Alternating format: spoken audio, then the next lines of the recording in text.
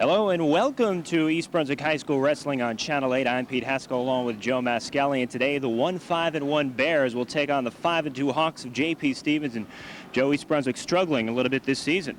Yeah, see, what East Brunswick has to do in order to win this match is they got to control the match with their lower weights and hopefully take a big lead going into their top three weights. Now, these kids, their top three weights are a little inexperienced, and they tend to lose the match. I don't want to say lose the match. I mean, they're out there trying, but their experience definitely shows in their wrestling.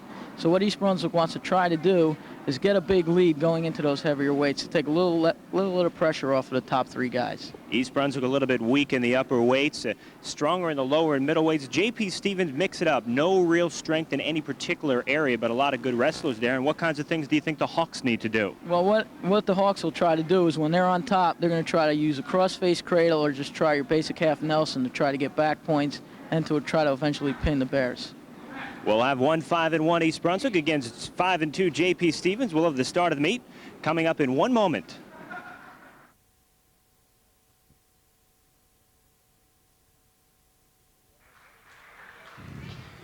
We are just about set for action. Pete Haskell and Joe Mascali as East Brunswick getting ready to take on J.P. Stevens in high school wrestling here on Channel 8. Again, the Bears at 1-5-1. Head coach Glenn Pazinko in his second season as head coach after spending 1 year as an assistant. Chuck Rattan, the head man at J.P. Stevens, the Hawks of 5-2 Rattan in his third season after 7 years at Long Branch. And you are looking at Mark Gensler, the freshman for East Brunswick. He will wrestle at 103. He is 11-3 this season, and Joe, for a young wrestler, doing very, very well. Yes, Mark is very intense, and you'll notice it right away. His only problem, I've seen him wrestle a lot of matches, his only problem is he tends to give up early points, first takedown, but then he straightens himself out and he becomes a very intense wrestler. Jim Jacobs, a senior at 10-2, wrestling 103 for Stevens. And quickly, Jacobs with the advantage. And Jacobs gets the takedown, as I just said before. Gensler always tends to give up the first takedown of the match.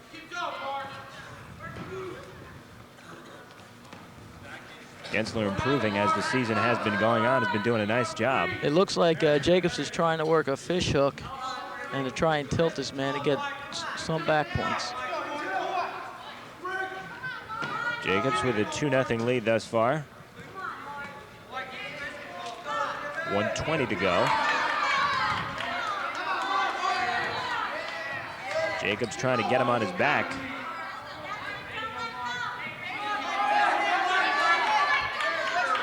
Now Gensler has a chance to at least get 1 point for an escape here if he could work this. And Mark's got to keep facing him.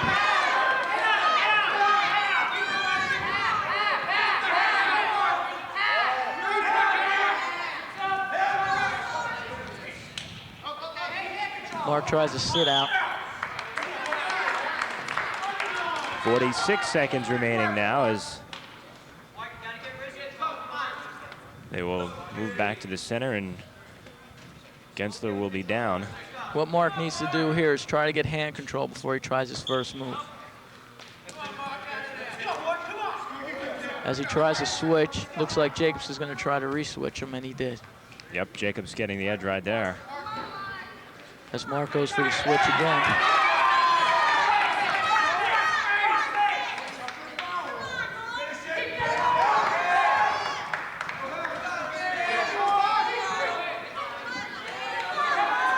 And that was the first time this year I saw Mark Gensler give up back points, so it shows you right there that Jacobs is a tough wrestler.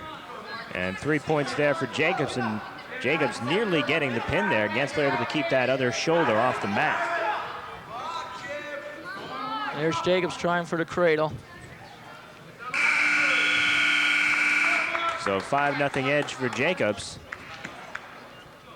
And Gensler a couple of times looked like he might break out of it, but he just couldn't finish off the move. Yeah, what it seems he's doing is he's not intense as he normally is, and he's not completing his moves.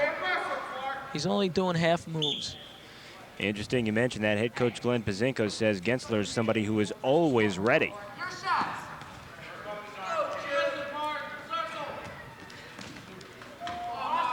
Jacobs getting the leg.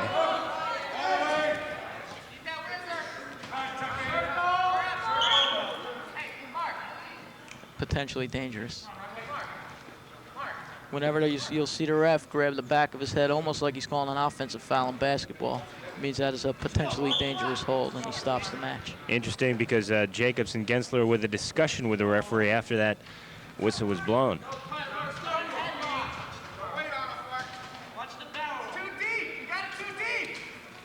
Gensler in a bad position again. And Jacobs completes a very fine barrel roll there. And it put Gensler right to his back with it. And picks up 2 more points. So Jacobs with a 7-0 lead. And 3 back points for Jacobs. So Jacobs in complete control. 10-0. Now Gensler has to score some points, because if Jacobs gets 5 more points, then it'll be a technical fall and the match will be stopped in Jacobs' favor. It'll be a technical fall and it'll be 5 team points for JP Stevens. Interesting, both coaches saying 103 is a key match this afternoon, and thus far Stevens again in complete control. Jim Jacobs, the senior, placed 3rd in the district last year and finished 1st in the Woodbridge Christmas tournament this year, 3rd in the Elizabeth tournament this year.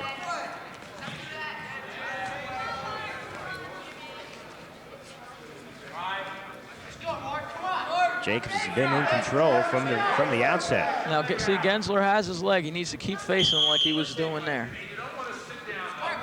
45 seconds remaining. And now Mark is getting a little more intense like he normally does towards the end of the matches. Jacobs clutching his left knee for a moment there.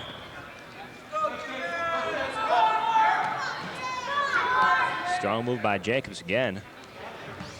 Jacobs definitely looks like he's the stronger of the two physically. And it's likely that the winner of this match will get the number 2 seed in the counties. Yes. Jacobs with a 10-0 lead of Stevens. And most likely the loser will get the number 3 seed in the county tournament. 12 seconds remaining.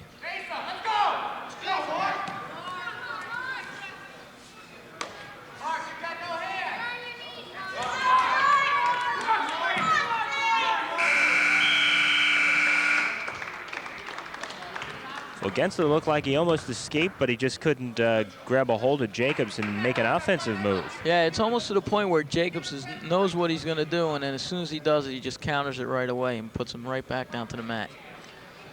And we mentioned before that Jacobs had clutched that left knee, and here he's doing the same thing again.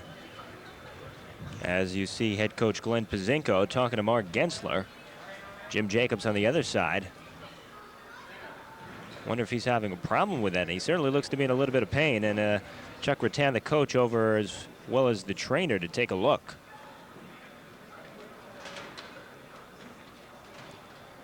Little powwow with the referee as well.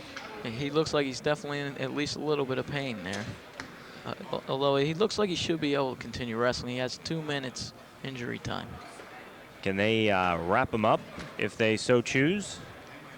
I don't think they could wrap him up in the middle of the match, but I know they can at least put ice on it for the 2 minutes. As far as wrapping the knee, I don't know if they could do that or not. And head trainer Phil Hustler from East Brunswick comes over to take a look as well. Jacobs in complete control, 10-0 edge at 103 over Mark Gensler. One thing to note, Jacobs is a senior. Mentioned that he was 3rd in the district last year, while Gensler is only a freshman, so he really is getting a bit of an education in the early going. Yes, but right now is where Mark's best period of the match is the 3rd period. You'll really see his intensity pick up. What he needs to do is he needs to get some back points, and he might even need to they're going to start from standing, so Mark's going to need to take him down right to his back here.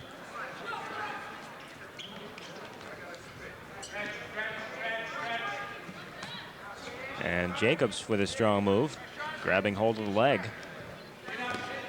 He had a single leg, he switched to a double and took Mark down for 2 points. So now it's 12-0, Jacobs in command. All Jacob needs to do is put him to his back for 3 points and the match will be stopped for a technical fall. Now Gensler, he's got to work for a stand-up and get some points here.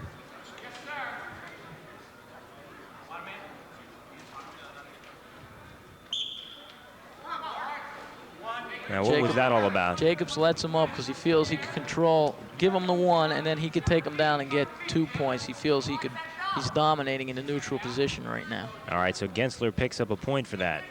What is exactly that point for? 1 point for an escape. All right, so they give him the escape even though there was really not much to it. Yes, he could just let him up. He gets his 1 point, and as you can see here, Jacobs is working for the takedown, and hopefully he'll put him to his back and get the technical fall. All right, so Jacobs using a little bit of strategy and hoping to end this match and looking to get both shoulders down a row. He got the one shoulder, couldn't get the other. He's got a near side cradle. He's working for the pin. And the referee working hard as well, taking a foot to the head. Gensler just needs to fight off his back and not give up the pin. So the match will be stopped for a technical fall, and then there'll only be 5 team points as compared to 6. And Gensler getting away. And that should make the score 17-1, and it should stop the match. All right, so 3 points. What exactly were the 3 points for there?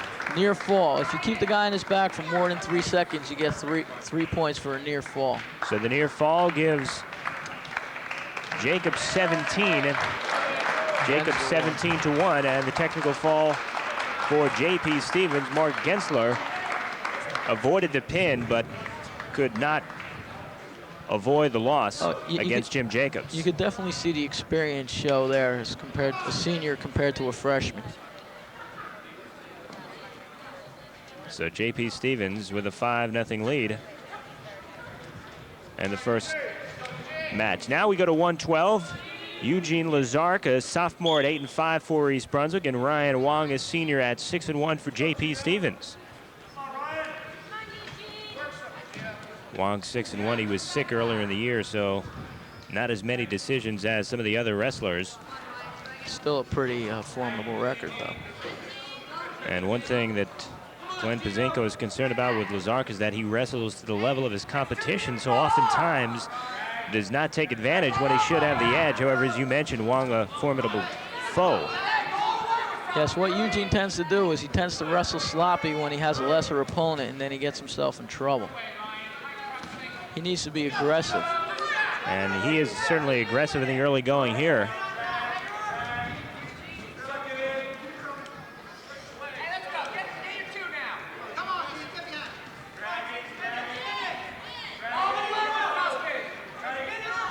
Lazark, he's working his, that would be called a front headlock. What he needs to do with that would be to spin around and grab the guy's ankle and get his 2.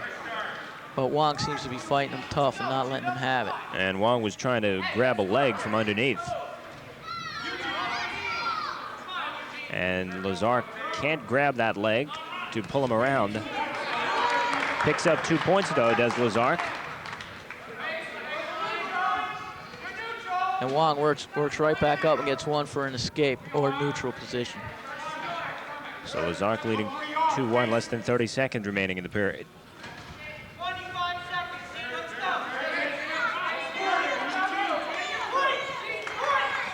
And Lazark comes up with a couple more. 2 more points for another takedown. Now what you might see here from East Brunswick is if Lazark has trouble putting the man to his back, Pazinko might let the guy up and take him down because he's already got 2 takedowns to none here. Therefore meaning he is capable of doing it once again. Yes. Lazark of East Brunswick leading 4-1 here, 13 seconds remaining in the first period. And the official stops things. Looks like he might have had a caution for a false start. Lazark in control. It looks like he's going to try and work an arm bar there. Running out of time though, 3 seconds. And the first stanza ends with Lazark of East Brunswick with a 4-1 edge. This is 112. J.P. Stevens leading 5-0 overall. Jim Jacobs taking 103 for Mark Gensler, 17-1, so a technical fall.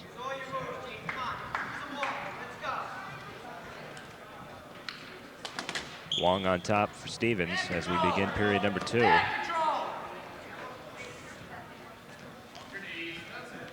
Trying to work a half Nelson. Lazark tries to switch. He's almost got it. He gets behind him, he'll get 2 points, and there he got it. 2 more for Lazark, so a strong move there. Looks like Lazark's really starting to pick up his intensity level here. It does indeed.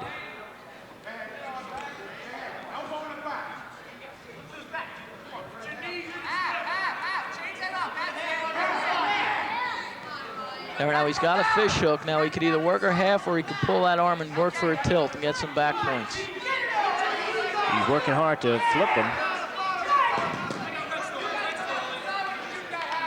Now red stalling is what the referee said. What does that mean? Stalling, that means stalling on the bottom man. What the bottom man has to do, he has to try to work up. He can't just stay there on the bottom and do nothing and try to prevent the other man from doing other stuff. Lazark in control, trying to flip him over.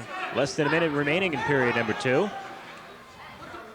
What he should do here is keep that fish hook and then shoot a half in with his left arm on his opponent's right arm, and he should be able to take it to his back. He looks like he's going to go for the half here. Trying for it right there. And 1 more point for Lazark.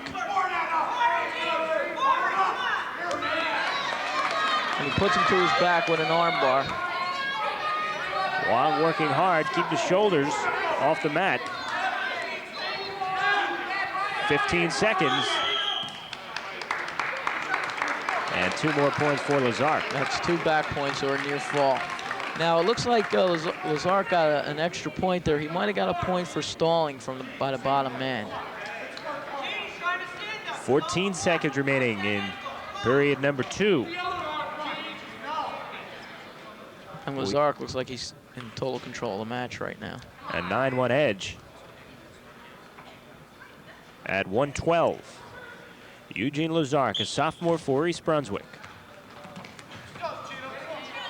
Brings him to the mat. And now you'll see 1 point will be awarded to J.P. Stevens because you're not allowed to lock your hands unless you have a leg or an arm encircled when you're on the top position, which is what Lazark did, and it's awarded a penalty point to J.P. Stevens.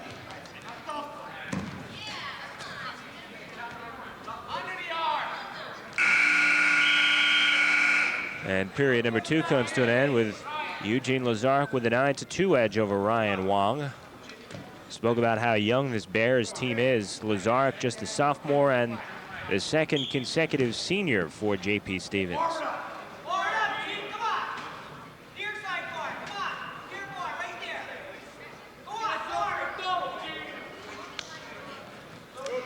Lazark working an arm bar again. Almost turned him there for 2 more points.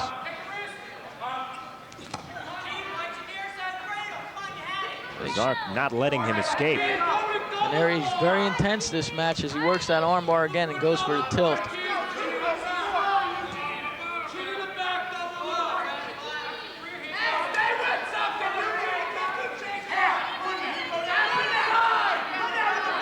Now he's working that fish hook again and going for the tilt.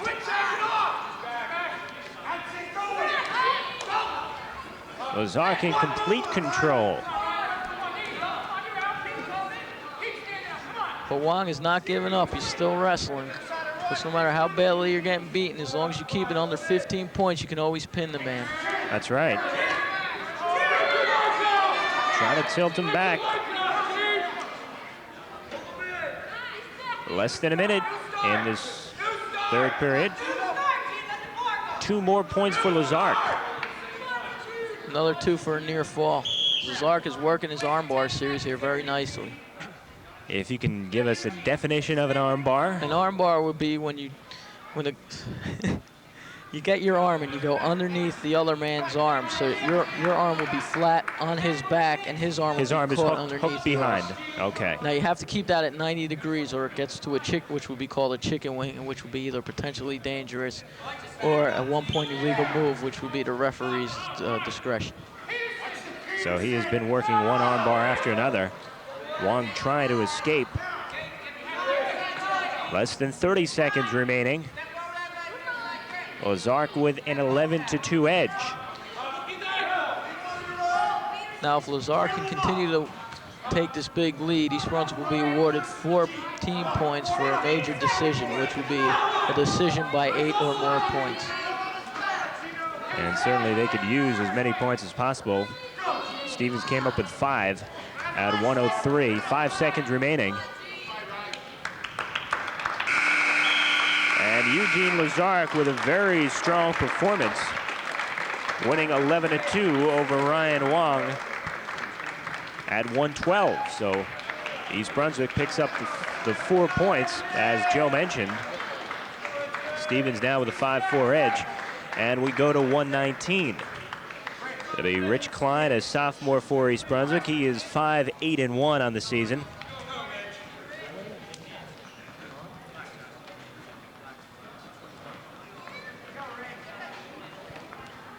Waiting for the scoreboard to be cleared and 119 to be put up in terms of the weight. I believe this is Ron Reynolds for Stevens.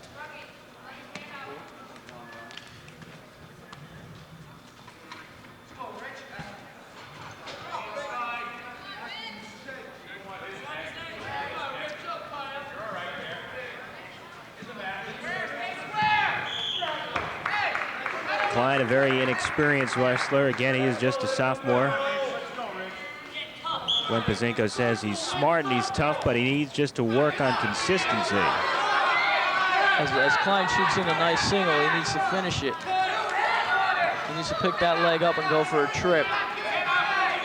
Ron Reynolds, the junior for JP Stevens. He is 6-2 on the season. We're at 119. No points yet on either side. Reynolds diving for the leg. He hooks that leg to try and pick it up and trip the man for a 2 for a takedown. Couldn't get him though. So right now, Klein is wrestling tough as he goes for the crossface. So Reynolds, a junior, and Klein, a sophomore. Still scoreless in the first session.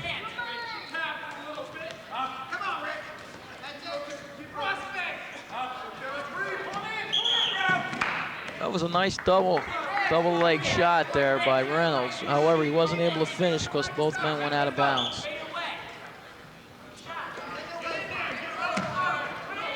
Now Klein, he tried to shoot in, but he was way too far away. You need to be a little closer to your man if you want to try and take him down.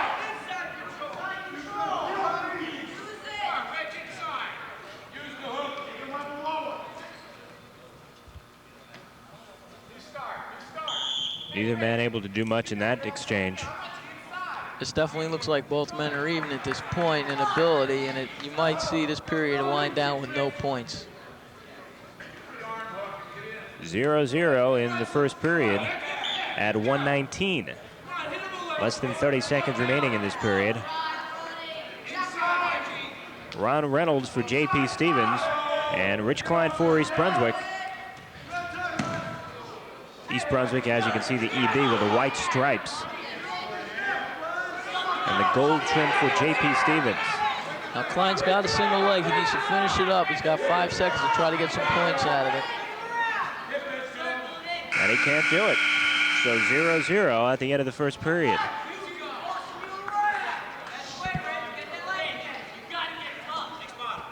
JP Stevens again 5-2 on the season. East Brunswick 5-1. Stevens lost to Saraville,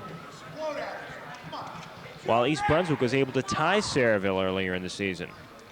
Yes, and I was at that match, and that was a very tough match. And like I said before, East Brunswick was able to take a lead going into their top 3 matches, and they were able to hold on for the tie. And I guess that's one reason why Chuck Rattan of JP Stevens says he doesn't care what East Brunswick's record is. He knows the Bears are tough. Reynolds on top, trying to turn Klein. Klein attempts to stand up, but Reynolds brings him right back down. At what point would he get an escape? Once he's completely stood up and he has to break away, so the guy on the top, or who's starting on top, has no control of him at all. So Klein nearly with the escape and trying one more time to get an escape. Right, now he would have to turn and break away from his man, and then he would be awarded the 1 point. Reynolds prevents him from doing that. Still scoreless, period number 2. Ron Reynolds for JP Stevens, Rich Klein for East Brunswick. Now Reynolds, looks like he's trying to work a hammer lock, which would be almost the same thing as an arm bar, except you wouldn't have the arm hooked. You would just have his wrist and then take his arm behind his back. So they'll move back to the center, 57 seconds left in this round. 0-0. Very competitive, these two. Referee making Reynolds adjust his hand positioning. Right now, this match is tough to call. Both wrestlers seem to be even as far as ability goes. Reynolds has the ankle, trying to flip Klein over. Now Reynolds, he can't hold that ankle like that for more than 5 seconds. And I was surprised to see the ref not counting there. Klein trying to get that escape. Nearly does, but can't again. What Klein needs to do is he needs to get hand control before he tries that stand-up, and it'll be a lot easier for him to break away. And what Reynolds needs to do is to break him flat first and not let him get hand control. 35 seconds left in this second period. And now that would be the one for an escape. And there he goes. So Klein with the first point up on the board on that escape. He'd been working on it, and now things picking up. Klein circles around and gets 2 for a takedown.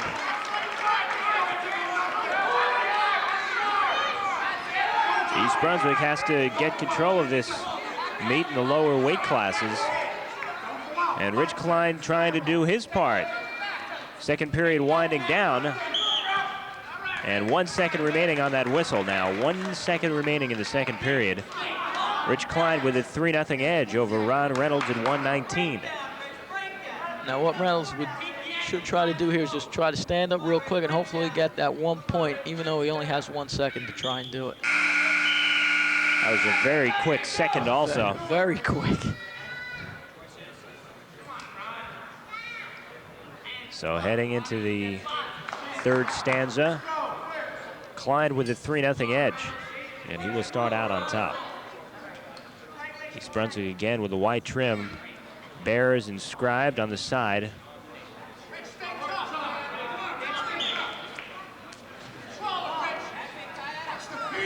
Reynolds tried to sit out, but Klein follows him around nicely to prevent it. As he tries to sit out again. Now Reynolds trying to escape. Klein won't let him. See, now the whole key to wrestling from the bottom is to get hand control. It's very hard to do any moves unless you have control of your opponent's hands. And Reynolds picks up a point there for an escape. So 3-1, Klein leading for East Brunswick. Now this is a very, very important part of the match. Each man has to get a takedown. If Klein gets a takedown, he should win. If Reynolds gets it, it'll be a tie. And then he'll be able to work for back points from there. Klein's balance being tested by Reynolds, who can't bring him down. Right there, it looks like Klein was just showing some more physical strength than Reynolds there, as he was able to prevent himself from being taken down. Excellent move by Klein to escape there. No points for the escape, but just he seemed to be in trouble momentarily. 1 minute remaining. Yeah, see, he had his legs underneath it. He was able to sprawl out hard and free his legs, which prevented him from being taken down. 56 seconds remaining. Klein leading Reynolds 3-1. It's anybody's match at this point. They start from the standing position.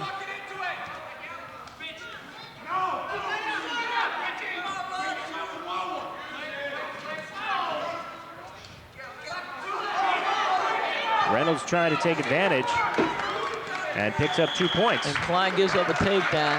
That was some sloppy wrestling by Klein there. Especially, you should never give up any points when you're by the edge of the mat. So he makes that mistake, and with 37 seconds remaining, we are knotted at 3 apiece. Rich Klein for East Brunswick, Ron Reynolds for J.P. Stevens.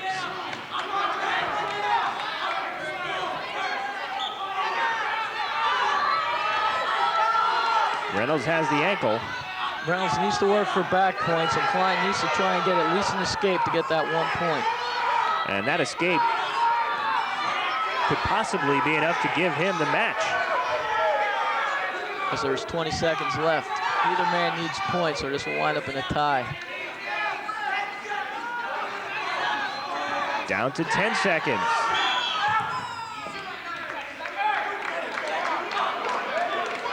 We're down to 9. This could be it right here. If this match winds up in a tie, it'll be the second match in a row where Klein tied his opponent.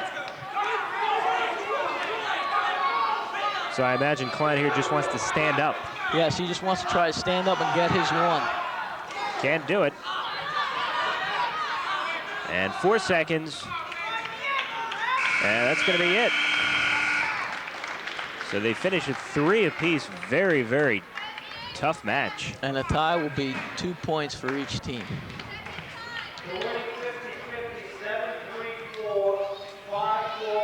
All right, so Stevens now with a 7-6 edge.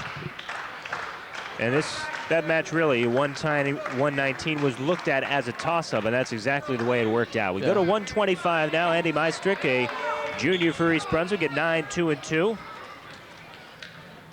And at 125, Glenn Alabato, a junior who is 1-1. He had a bruised foot and missed the first part of the season, wrestled at 19 a season ago, so he is at 25 now this year.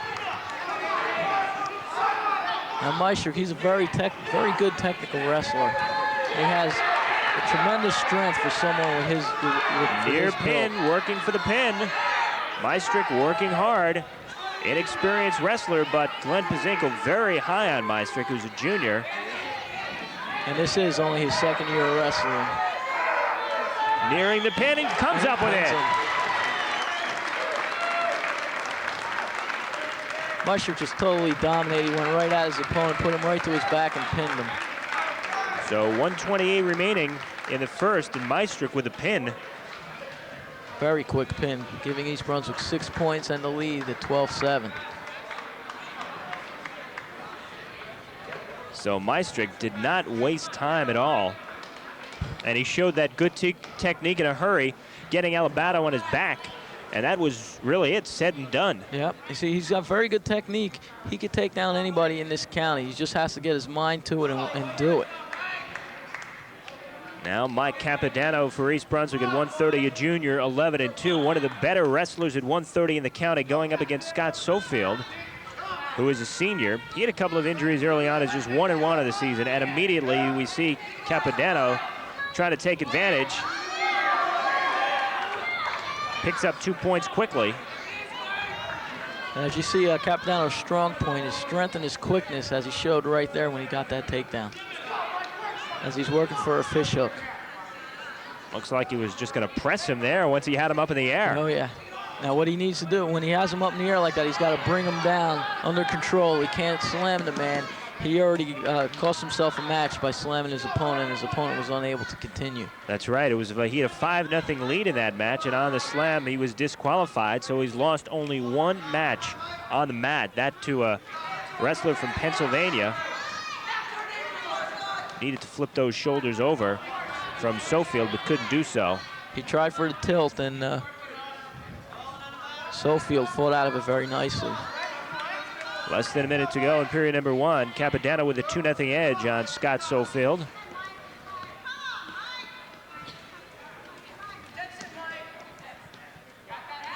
As you see that bandage around Capodanno's arm, he missed the last match because of an injury. And he's working the half. He's trying to put him to his back here.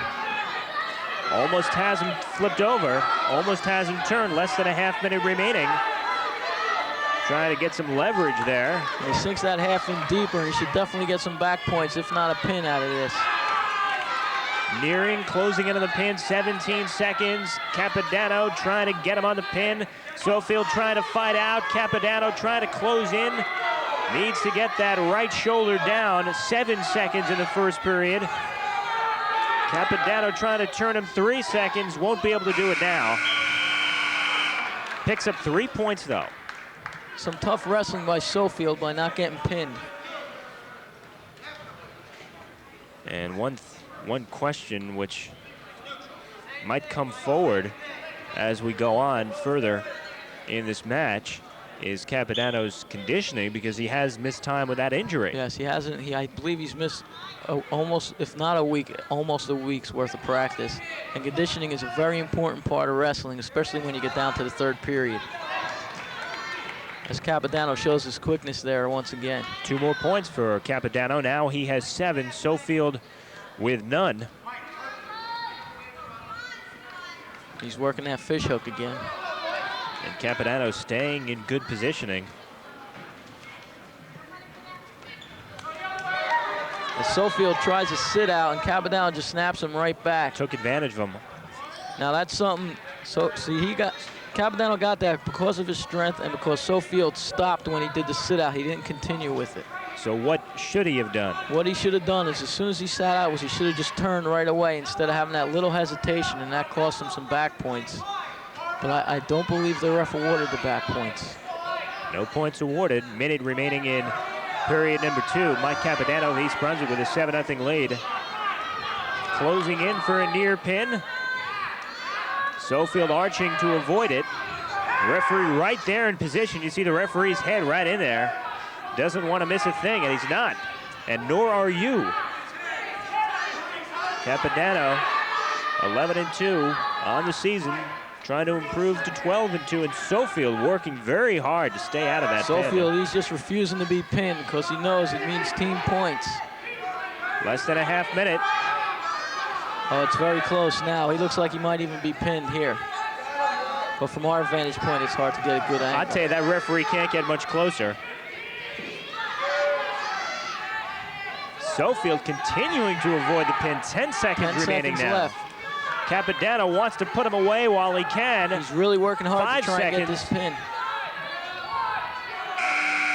You have to give Sofield all kinds of credit. Capodanno comes up with 3 more points. He now has 10, but Sofield working very, very hard. A very fine match by Capodanno, which will award East Brunswick 4 more team points for the major decision. But like you said, Pete, you got to give Sofield credit for not getting pinned. Those 2 extra points could prove to be big points when it comes down to the end of the match. And Capodanno had him nearly pinned for about 30-some-odd seconds. And Sofield showing that he is a tough kid, fighting off his back like the way he did. He gets a chance to catch his breath now as the referee checks something out at the scorer's table. So Sofield will start out down. I made a mistake. I'm sorry. I thought that was the third period, the last period. So Capodanno does still have 2 more minutes to work for a pin or a technical fall. Or a technical fall. Sofield proving to be very difficult to pin, and now Sofield can't continue with that sit-out. Now he did do the sit-out. He didn't get it, but he did a little bit better that time, not letting Capodanno snap him back. Capodanno flipping him, can't get him on his back just yet. Sofield holding on, has Capodanno's leg hooked. And Capodanno shoots a half. One shoulder is down. Referee in there, does he have him? No, he doesn't. And Sofield rolls out. 2 back points for Capodanno there. Oh no, 3. They give him 3 actually. 1:10 remaining in this third period. Capodanno now 13-0, nearing a technical fall if he comes up with 1 more move like that. Now what Capodanno should try to do is lock it up real nice and work for the pin, and regardless, he'll at least get a technical fall, which will be 5 team points. 1 more point for Capodanno. Is that stalling? It looks like it might have been stalling, although I did not see the ref give a warning for stalling. 40 seconds remaining. And the ref was very quick to give that stalling point to Capodanno. And they roll out. So 36 seconds remaining, and they will head back to center. Now Capodanno needs to turn him to his back and get some points here to get the technical fall. And that'll be it. Although I would not be surprised if Pazinko told him to just let the guy up and get his takedown.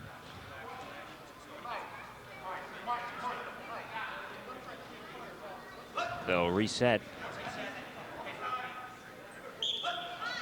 Nope. They don't let him up. He's down to 30 seconds. He looks like he's going to work for those back points. These are very, very big points here for East Brunswick. Capodanno's been on top this whole match. Trying to use his strength right here. He's totally dominating this match.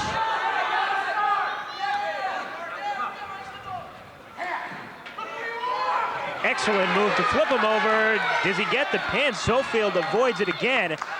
But he should get the 2-bet, and there's the back points. And that will be a technical fall. Well, Capodanno in complete control with a very impressive match after missing the last meet with an injury. And a week's worth of practice. Showing that he still had the conditioning to go to full 6 minutes. So they get 5 points on the technical fall.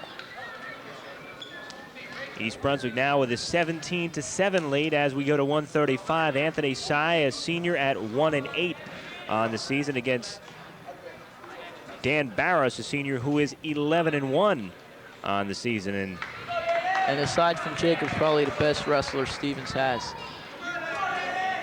as he was district champ last year. Finished first in the Woodbridge tournament this year and second in the Elizabeth tournament. Sy is inexperienced. This is just his second season, but working hard in the early going. Barros now back on top.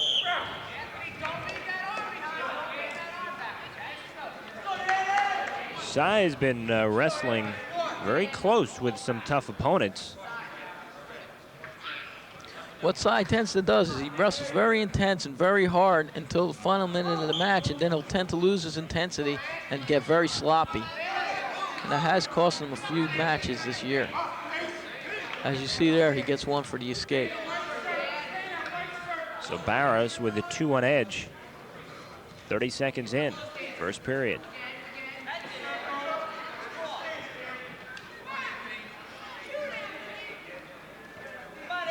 Barros, very tough wrestler. Again, the district champ a year ago, 11-1 this season.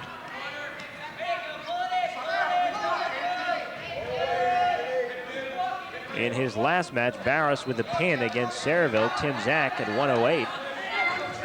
Sy has the leg.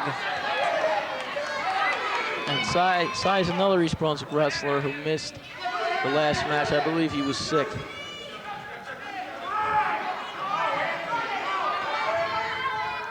Barros taking advantage after Sy had the leg. And Barros was trying to work a quarter Nelson. They threw him by there. Nice to get his 2. So 2 more for Barros. He now leads 4-1. Sy with a nice sit out. So he picks up a point. 4-2 now. Barros leading. Less than a half minute remaining in period number 1. We're at 135. Sy showing a little bit of quickness there, as Barros looks like he's definitely the stronger of the 2.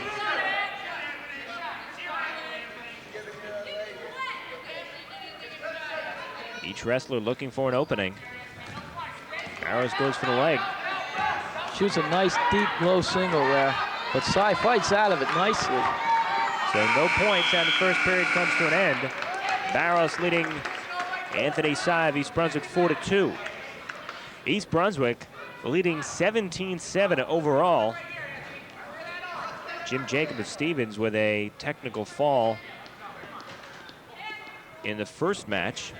Then it was Eugene Lazark over Ryan Wong. Rich Klein and Ron Reynolds battled it out to a 3-all tie. Andy Meistrick with a pin for East Brunswick, and then Mike Capodanno with a technical fall for the Bears over Scott Sofield. And here we are at 135. Dan Barros for J.P. Stevens, Anthony Sy for East Brunswick. Both are seniors. Scores 4-3 as Sy was able to get another escape.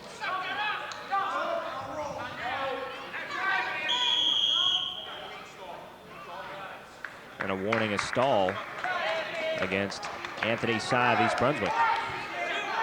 Now I believe that stalling was because his first move was a step back. You have to move forward or side to side when you're in a neutral position. If you start stepping back, then the ref's gonna hit you for stalling. Barros has a very good single there. And he gets his 2 for the takedown. So Barros now leading 6-3.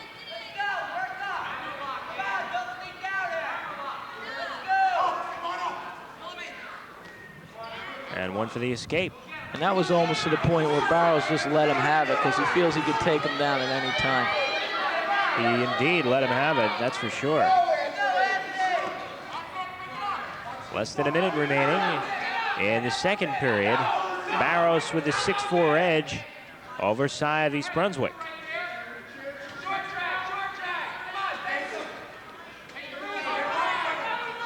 Cy fighting him off. As Barrows is working a front headlock. 30 seconds remaining.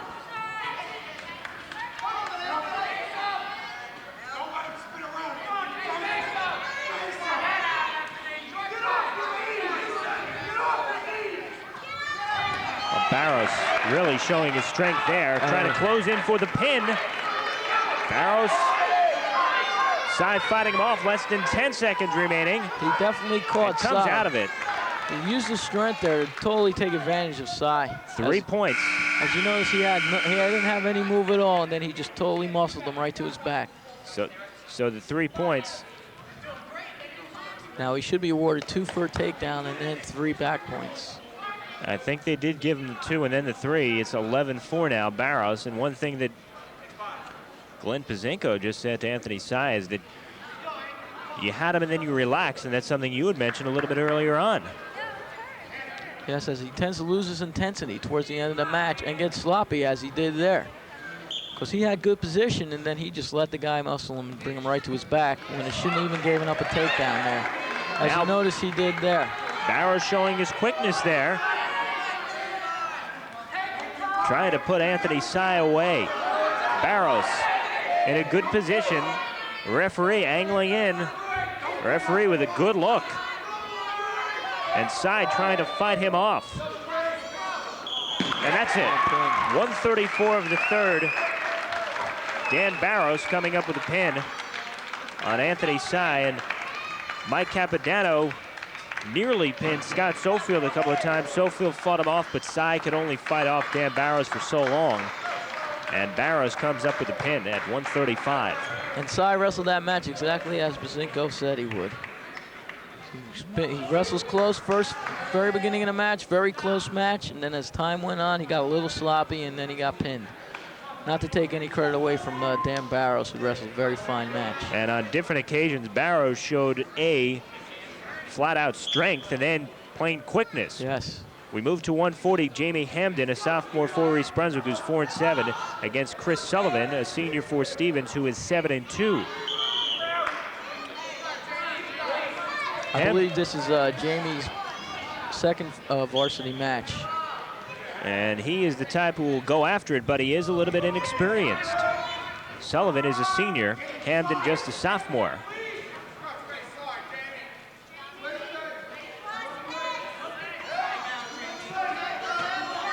Scoreless, 1/2 minute in, and Hamden puts him on his back. Right to his back. Nice whizzer there. A nice what? Whizzer, which would basically be hooking the man's arm. Kind of an overhook over the man's arm. When he shoots on you, you would hook his arm over. And then what he did there was just hit right in, and he took the man right to his back. Although he's not awarded no points right now because he did not have complete control. Now he picks up 2. Hamden with the first 2 points as we have less than a minute remaining. Now Sullivan trying to roll him over, and they roll out. Both wrestlers very intense right now, very quick. Which is good to a point with wrestling, but you can't be over aggressive, and you do have to keep your body under control or you can get in trouble. As you notice, Hamden almost did there when he went for the cradle. Looked like Chris Sullivan got hit in the eye, so they'll check it out as you take a look at Jamie Hamden with Glenn Pazinko.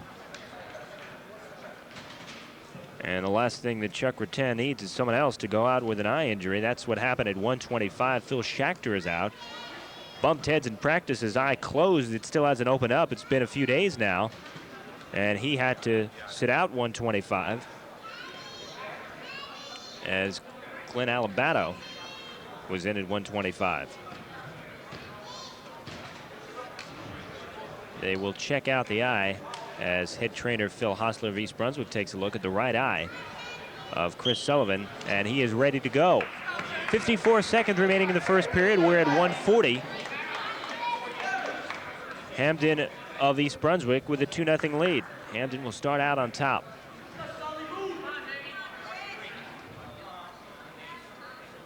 Official steps in for instructions. Looks like he gave a caution to the top man. Now, when he puts his arm around the man's body when he's in the top position, his palm has to be on his navel. Looked like Hampden just was a little bit too far over with his hand. Good move by Hampden. Sullivan fighting to stay off his back on that move, and now Hampden trying to turn him. He locks up a nice cradle. Trying to finish him off with a pin. Sullivan rolls out.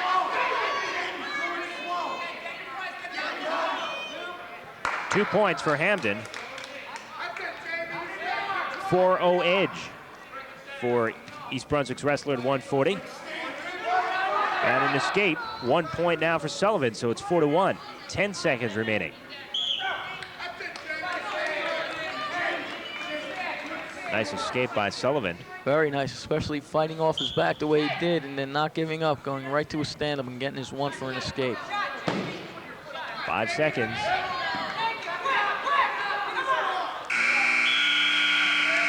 And that's the end of period number 1. Hampden of East Brunswick with a 4-1 lead. Bears leading the overall meet 17-13.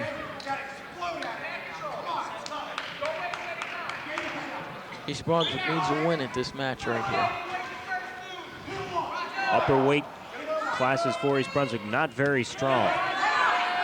Sullivan trying to pick him up and put him down. He's got him up, couldn't get him down though. Good effort by both wrestlers there. Hampden not to give up any points, and Sullivan to almost, if Sullivan got that, he would look like he would have been able to take him right to his back because he did have him in the air and had the half. Good balance shown.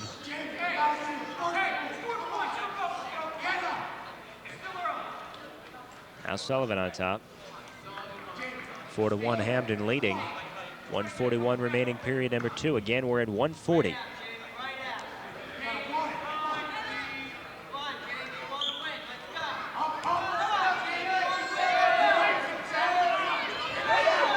Hampden tries for the stand-up. Sullivan takes him back nice. Takes him right to his back. And Hampden spins over to avoid the near pin, but 2 points. 2 points for Sullivan. Fall. Near fall. As Joe mentioned, 4-3 now, Hampden leading. Sullivan tried a cradle there, but Hampden was able to just slide right out of it.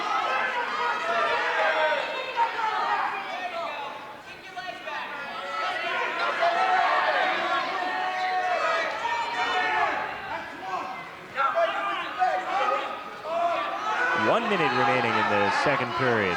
No points yet. As Hampden tries for the escape. Oh, and Hampden almost makes a mistake there by going to his back. And Sullivan, a nice job of taking advantage of it.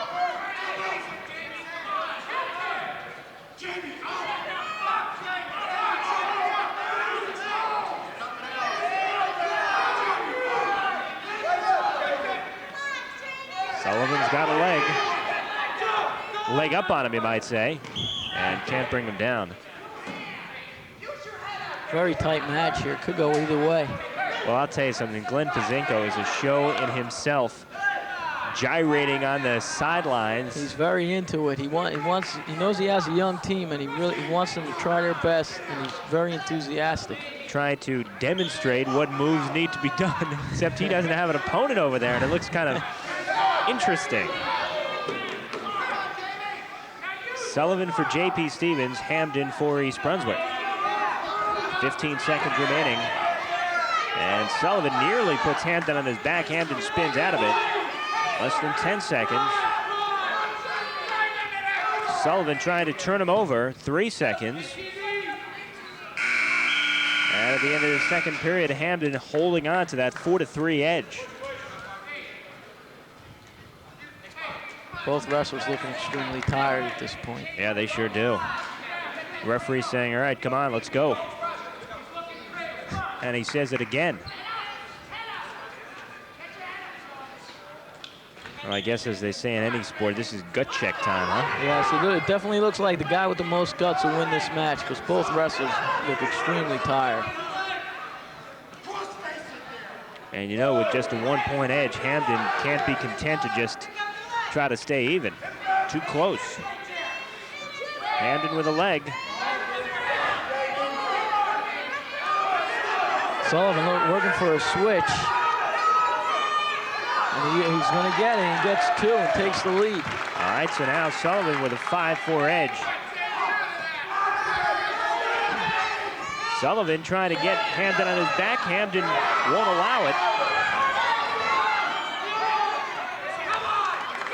5-4, Sullivan of J.P. Stevens leading.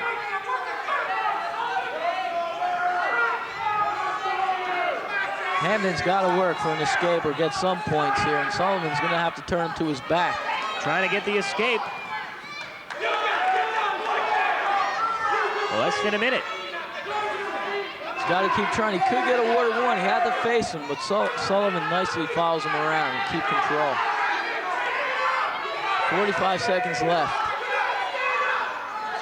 And he gets the 1 for the escape. So it's 5 apiece now, 40 seconds to go. Now it's really gut check time. Whoever gets the takedown will win this match. And you see Hamden shoot right in.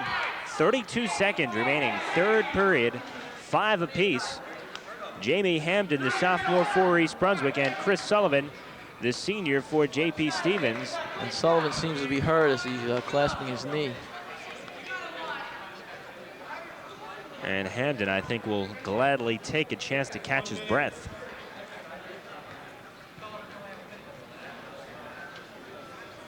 I'll come over and take a look, get a nice bag. East Brunswick leading 17-13 overall. We are at 140. Pete Haskell and Joe Mascali on Channel 8. East Brunswick Bears wrestling.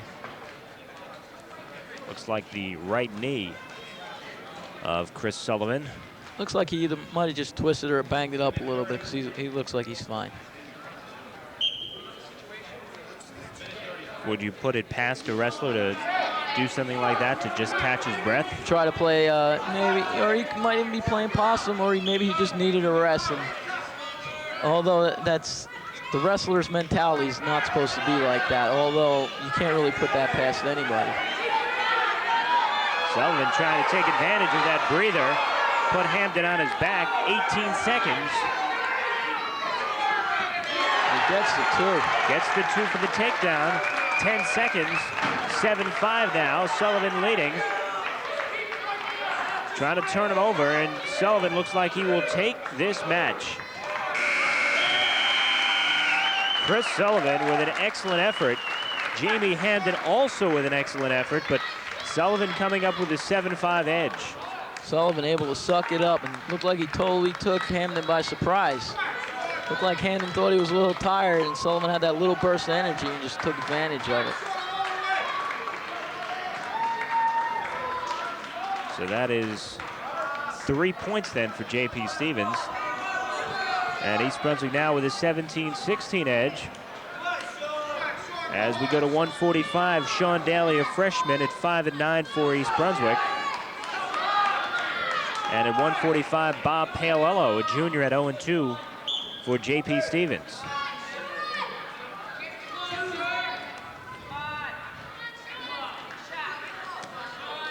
How important is it to have a good program in the lower level? It's very important to have a good 8th and 9th grade program and even a rec program, because half the bout is won on experience. Just there's so many wrestling moves that you need to know that it's good to start the kids off at young.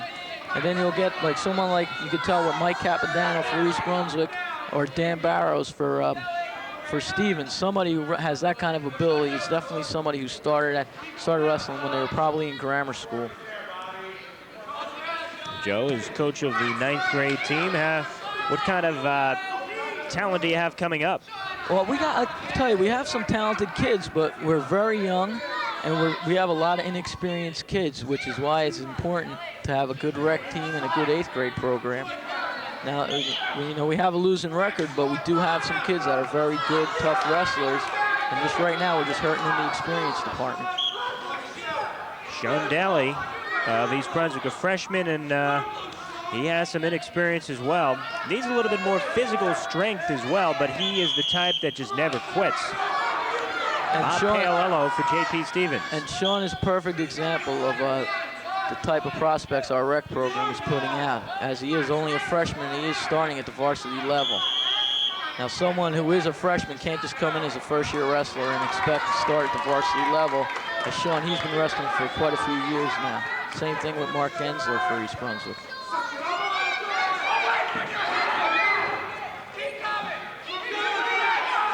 As Daly shoots in the doubles, trying to get the takedown. And comes up with 2 points.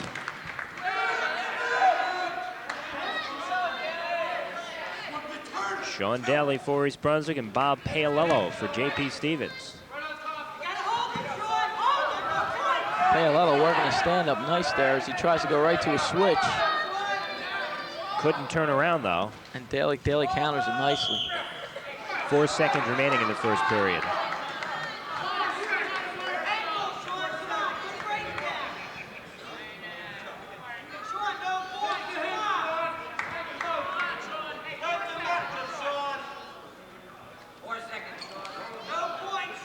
So 4 seconds, what do you try to do here? Just avoid giving up points? If Daly has to avoid giving up the points, and Paolello, what he would need to do there is just try to stand up off the whistle as he tried to do, which is really basically the only thing you could do when there's only 4 seconds left. So Daly with a 2-0 edge after the first. East Brunswick with a narrow 17-16 edge overall, and Daly will start out in the bottom position. This early lead could work to Daly's advantage, as he tends to find himself behind early in the match and then improve as the match goes on. Has a tendency to fall behind early, and the last meet against Edison, which East Brunswick lost 35-25, Daly was down 6-0. Came back and made it 6-5, nearly pinned his opponent, but ended up losing 6-5. Daly working hard to put Paolello down. Comes up with 2 points. 2 for a takedown. And Paolello, 5-0 edge. You notice Paolello, as soon as he hits the mat, he's right back up trying to get out again, which is a good sign of a good wrestler.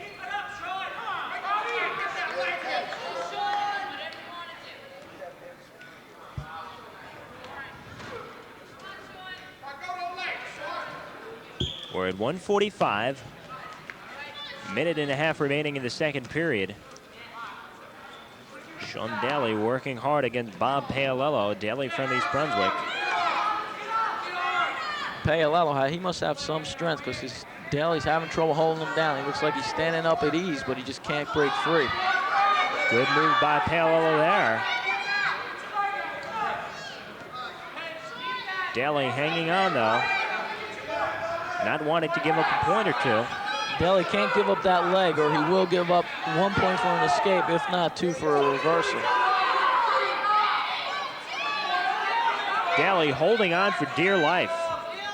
And as you mentioned, Bob Paolello showing a lot of strength. And right there we have a stalemate, and that's when both wrestlers get in a position where neither can improve themselves or get any points out of it.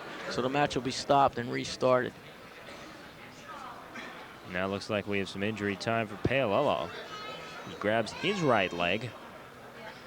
And Sean Daly comes over to talk to Glenn Pazinko.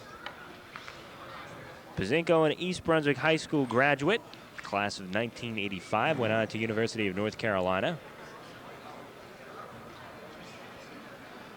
Pazinko doing a little teaching. When the wrestlers are on the mat, are they listening to what the coach is yelling to them, or they really wait till that whistle is blown and they have a chance to concentrate on that?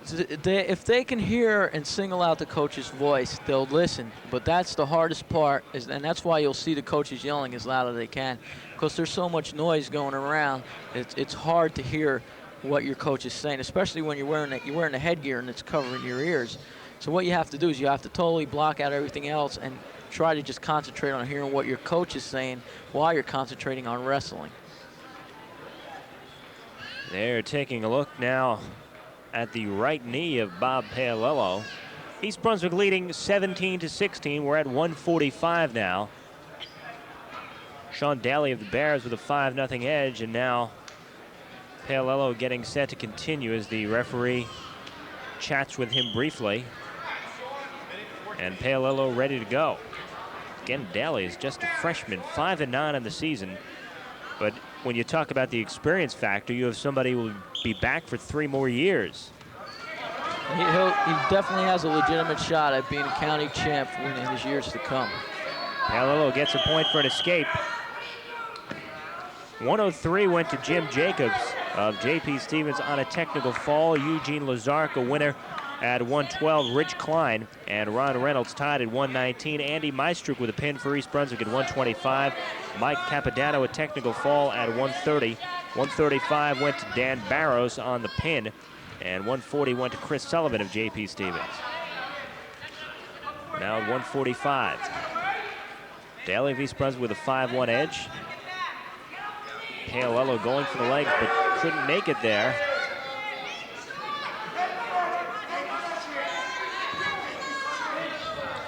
Five seconds remaining, period number 2.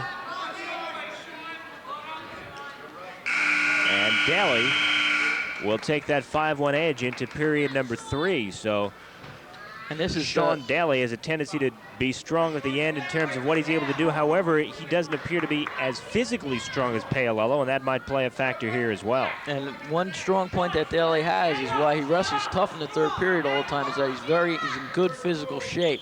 He might not have the strength, but he definitely has the endurance. So he is well conditioned. Daly a little bit upset at himself. But he gave up 1 point neutral there. And that's why he's upset. Allowed Paolello to pick up that point.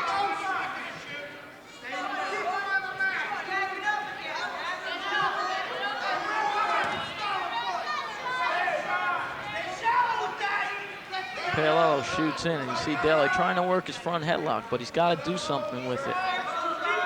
What is the ideal thing to do from that position? What he would need to do is to try to, once he has that locked in, is to spin around and grab the guy's the ankle closest to him, and then continue to spin around and get his 2 points. It's not doing him any good if he just locks it up and then just stays there. He's got to keep working it. 1:25 remaining. Sean Daly of East Brunswick with a 5-2 lead over Bob Paolello of J.P. Stevens. Shoots in nice there. Works almost. 2 points. He was awarded the 2. It seemed like Paolello was almost daring him to go for it. Oh, yes. Daly took advantage. He obliged. Looks like Paolello was trying to challenge him with his strength, and Daly just showing his quickness right there and taking him right down. So now Daly with a 7-2 lead. 1:12 remaining in the 3rd period.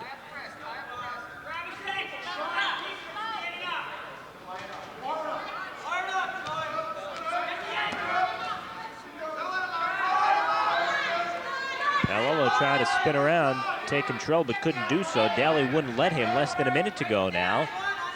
Daly with a 7-2 edge.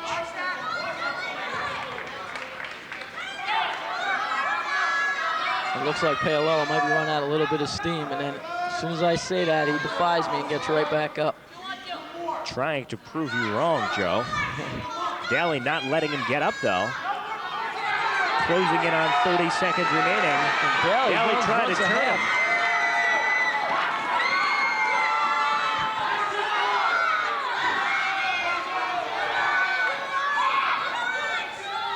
.22 seconds. Daly trying to close in on the pin. Paolello lifting that head up off the mat. And Daly has a figure 4 on the head. And he pins him. At 14 seconds remaining. Sean Daly against Bob Paolello, and Paolello now holding his side. As you saw right there, a perfect example of how Daly comes on towards the end of the match. Outstanding performance by Sean Daly. We talked about Paolello's apparently strength advantage. Daly, though, wouldn't have any of that. Turn him over, and while Paolello was trying to fight out of the pin somehow, nailed those shoulders down. Yeah, it looked like he figure 4'd. When he had that figure 4 around the head, it's very hard to try and do like a neck bridge to prevent yourself from being pinned. And also, it looked like he might have took a little bit of the wind out of Paolello when he had that figure 4. I think indeed he did. So now East Brunswick with a 23-16 lead as we go to 152. Josh Zuckerman, a sophomore at 8-6 for East Brunswick, and Chris Pagan, a junior who is 6-4-1 on the season for J.P. Stevens. Red headgear for Zuckerman, the gold for Pagan of Stevens. And Zuckerman, he's a very defensive wrestler.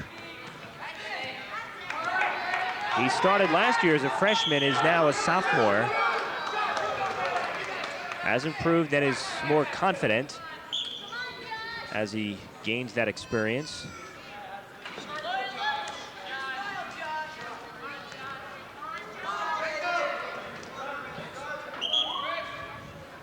Interesting if you look at the coaches, really a contrast. Glenn Pazinko is very animated for East Brunswick, and Chuck Rattan very calm and sedate on the sidelines. But once again, that's the difference between a more experienced team or an older team, mostly juniors and seniors. They basically know what they want to do out there. I guess the coach can afford to be a little bit more relaxed. Yes, and when you have a young team, you have to yell the instructions more because they're not used to being in that situation as much. That is not to criticize either coach. Everybody has their own style, but it's just interesting because it is such a stark contrast, that's all. Certainly each individual does what's right for him and his team. As we are at 152, East Brunswick with a 23-16 edge, 1:15 to go in the first. Josh Zuckerman against Chris Pagan. Scoreless so far.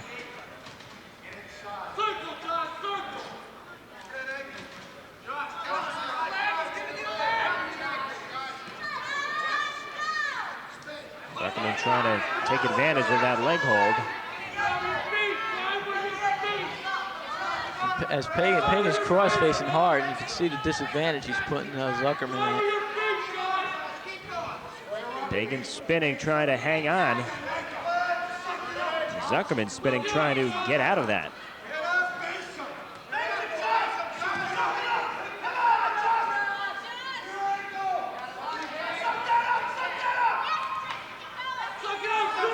Zuckerman, as you mentioned, a good defensive wrestler, and he's showing that here.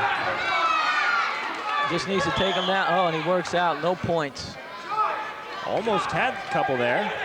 Good move by Pagan, noticing where he was on the mat. As soon as he got to the disadvantage, worked right out not to give up any points. So just 10 seconds remaining in this first period.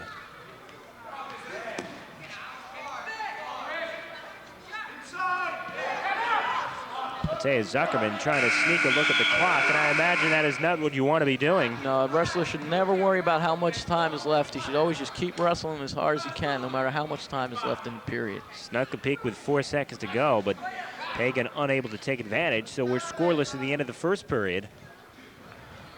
Josh Zuckerman, 8-6 on the season. Chris Pagan, 6-4-1. And a caution on top, looks like the same reason. Has to have the bottom hand that's around the stomach on the navel. Can't have it any farther over.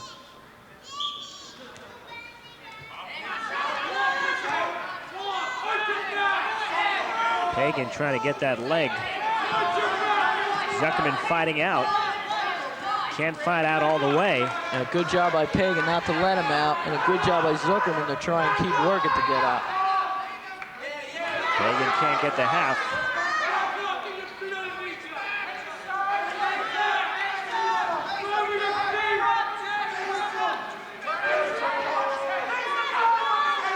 And that time, Pagan sneaking a look at his coach. Zuckerman with a strong escape comes up with a point. So that's the first point of this match for Josh Zuckerman. And it's 1-0, 1:17 to go in the second.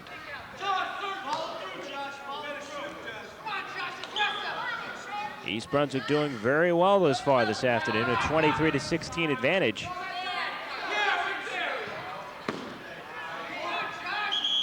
And they roll out, so they'll move back. 3 pins thus far. Andy Meistrick for East Brunswick at 125, Sean Daly of East Brunswick at 145, and Dan Barros of Stevens at 1:35. Less than a minute in period number 2 at 1:52. And Daly trying to lock, Zuckerman trying to lock up a near side cradle coming from that front headlock. And Zuckerman trying to gain the advantage. Out of bounds, can't do it. And you see right there, Zuckerman looking out. He's looking right at Coach Glenn Pazinko, giving him instructions on how to finish off that move. Let's see if he goes for it again.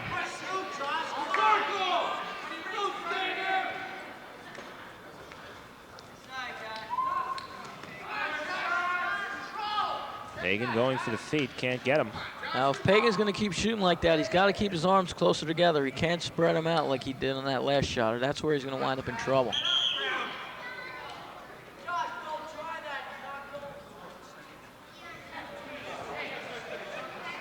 Now Pagan looking at his coach, Chuck Rattan, for some instructions. 16 seconds remaining, period number 2 at 1:52. Josh Zuckerman of East Brunswick leading 1-0. 10 seconds remaining. Now both wrestlers don't want to do anything stupid here with 5 seconds left to go in this period. And it seemed as if they were both aware of that, seeming very cautious near the edge of the ring.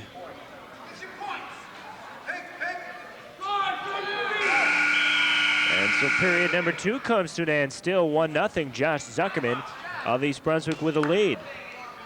Zuckerman 8-6 on the season again, just a sophomore, showing himself, as you mentioned, to be a very good defensive wrestler. Now he's on the offensive position, so this could work to Zuckerman's disadvantage, excuse me. See if he can do anything with this, or if he at least can keep Pagan from picking up a point or two.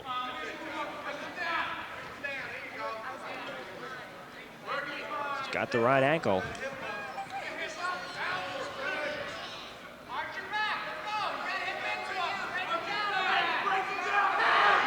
Oh, Pagan trying to flip him over. Zuckerman won't let him.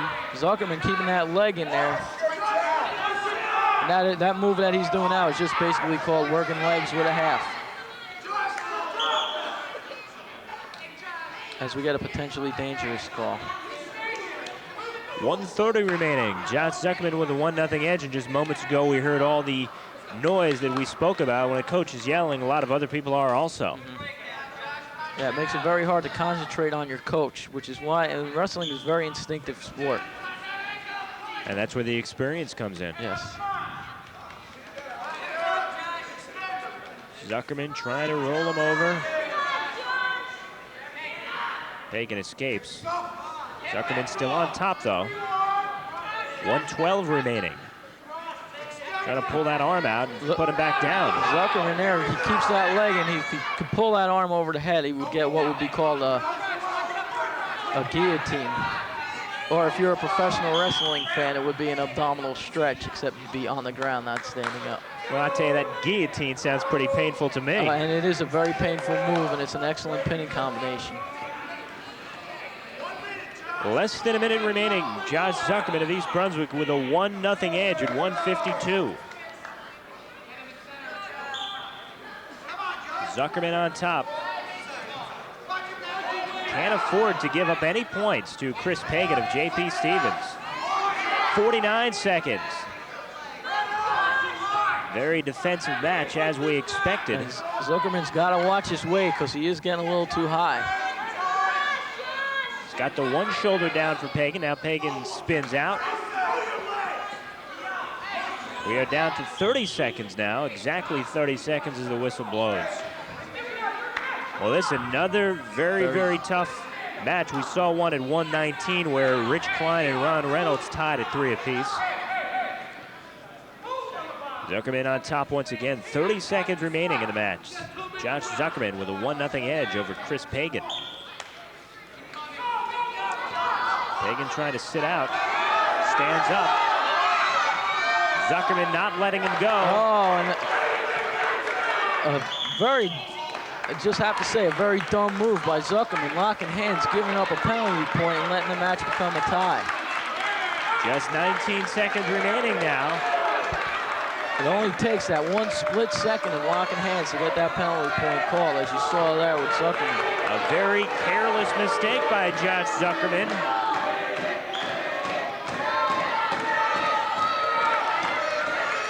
Anybody's match at this point.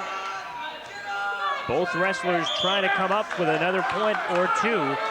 Now just 9 seconds remaining, and this would be a real steal of a couple of points for J.P. Stevens. Zuckerman now has just got to try to keep him down.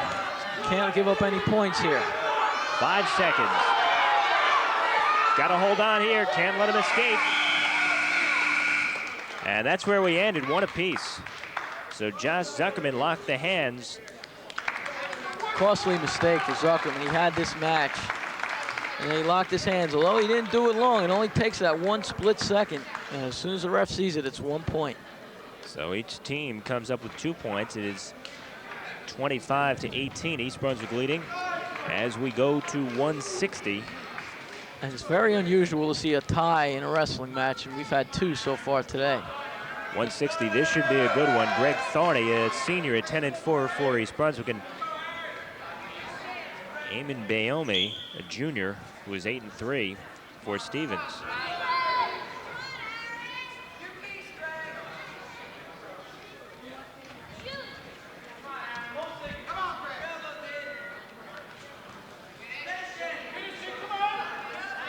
As Bayomi shoots, it goes for a single. Thorney trying to counter, he needs the crossface.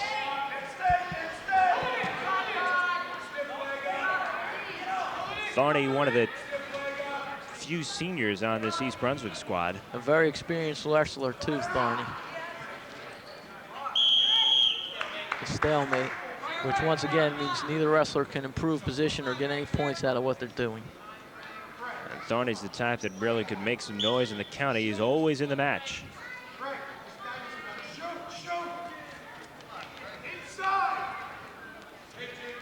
We're at 160 now. East Brunswick with the 25-18 edge.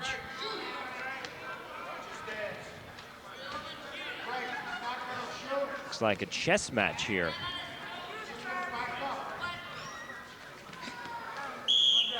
And this is Aaron Brand at 160. So Bayomi will go at 171. Aaron Brand is a senior at 1-3-1.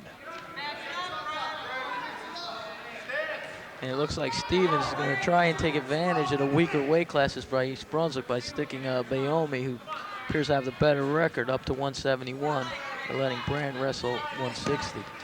And it's a situation where East Brunswick goes with either Greg Meyer or Bill Thiel at 171 or 189. So a similar situation for the coaches. 30 seconds remaining, period number 1. No score between Aaron Brand and Greg Thorney. Let me correct you there, P. We got two points for a takedown for Thorney. All right. East Brunswick then with the edge there. Now Thorney's got to take advantage of this, man. Use his experience and work for the pin for East Brunswick. This is where things start to get a little bit sticky for East Brunswick once you get up past 160. That's definitely where their inexperience shows and the youngness in their wrestling team. It's been a problem in the past. First period winding down. And comes to an end. So Greg Thorney with the 2-0 edge at 160 at the end of period number 1. Bears did very well in the lower weight classes. Now comes the true test. Or tests, I should say. Yes. Okay, now it looks like Brand, he's just making a triangle on his back just to let him up because he feels he might have an advantage on his feet. And there'll be 1 point awarded to Thorney, although I don't see the 1 point added on the scoreboard yet. Not put up there just yet. And a good move by Thorney, picks up a couple for the reverse.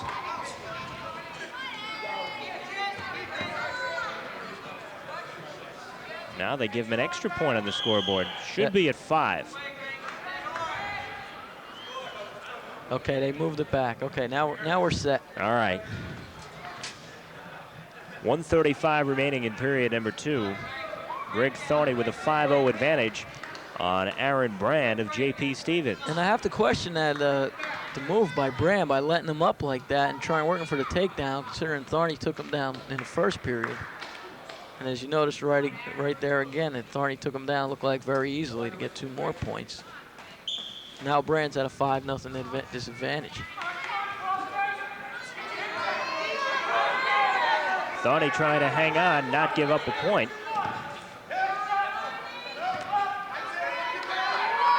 Thorney in good position now.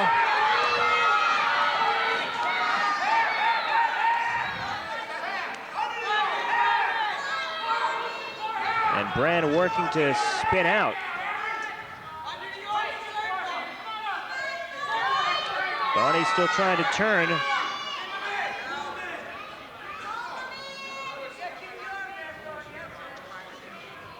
Thorney working that hammerlock. Less than a minute remaining, 50 seconds. And Brand escapes that near disaster.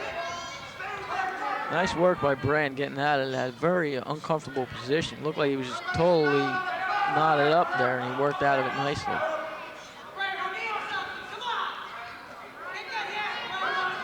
Brand really wrestling very defensively now. Seems to be a little bit tired as we head down to 20 seconds left in this second period. And Brand, it looks like he's almost to the point where he's wrestling not to get pinned instead of wrestling for the win. But let's see if he picks it up here.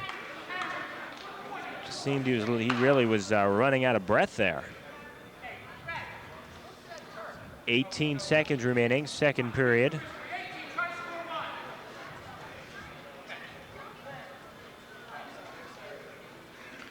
East Brunswick 1-5-1 in the season. J.P. Stevens is 5-2. And Thorney in control. 10 seconds remaining in the second period. And as you mentioned, Brand looking just not to get pinned, or so it appears. Thorney with a 5-0 edge after 2. He wasn't doing anything there on the bottom. And I don't know, maybe he is tired, but he doesn't seem to be breathing heavy or anything.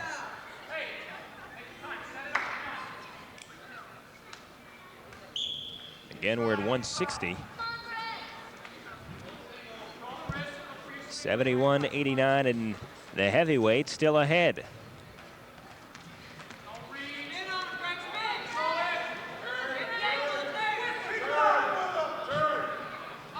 Brand grabbing that leg of Thorney. And Thorney with a leg himself. Thorney with a 5-0 lead. And now it goes up to 7 as he gets 2 points for a reversal. Thorney lets him up for the 1 to try and get 2 for a takedown. So it's 7-1 Thorney. And right now it looks like Coach Bazinko is going for that extra team points. And 2 more points for Thorney. As you see there, Thorney gets the takedown, which increases his lead 9-1, and the 8-point advantage would mean an extra team point, which would be 4 instead of 3 for East Brunswick. Down to a minute. You know, Thorney would love to get that pin, come up with another couple of team points, and working hard for it. Brand working to stay out of it. Thorney 10-4 on the season. A warning for stalling on the bottom for Brand. He's got to do something. He can't just lay there. 40 seconds.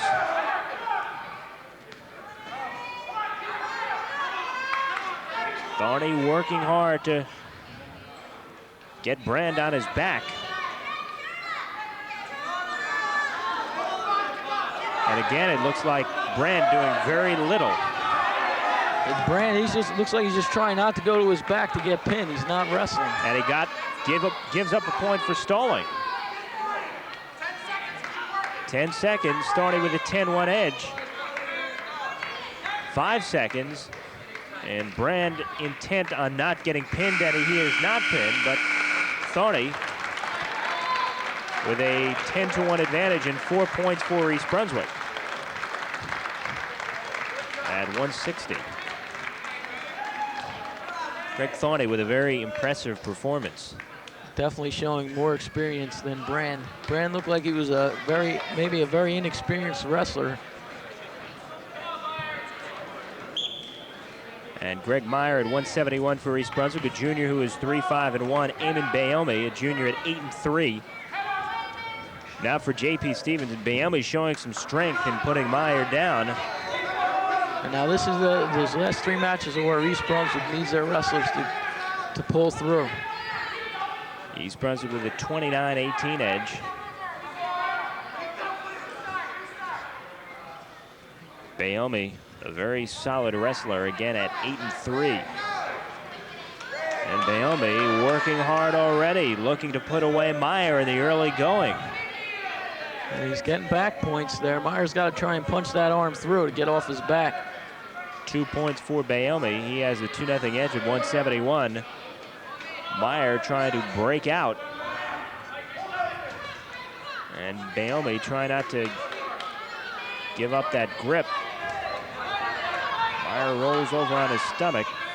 Less than a minute to go. And Bayomi trying to drag him back in that circle. Bayomi in complete control. Trying to push back that shoulder. Meyer fighting. Bayomi loses the leverage, but still gets 2 points. 5-0 now for Eamon Bayomi of J.P. Stevens. Now Meyer's got to work to get some points. And Bayomi, he's going to just keep working for that pin. Bayomi dominating in the first minute and a half of the first period at 171.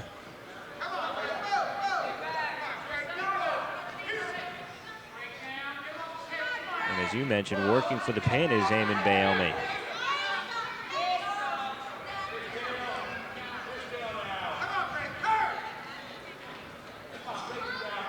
Looks like Bayomi's showing superior strength here compared to Meyer. He really is. As he's going for an inside cradle here. I'll tell you from my experience as a coach and a wrestler, if he gets this locked in, it's very tough to get out of. So 5-0 edge for Bayomi at the end of the first session. Now, under what circumstances can or can't you lock your hands? The only time you can lock your hands is if you're both standing, or if you're both on the mat, you have to have a leg or an arm encircled with it. You can't just lock your hands around the man's body or around his head. Since it appeared for a moment that Bayomi had locked his hands around Meyer's body, the official might not have been able to see it. Sometimes if the official doesn't have the good vantage point, it is tough for him to see. Bayomi working to an advantage once again.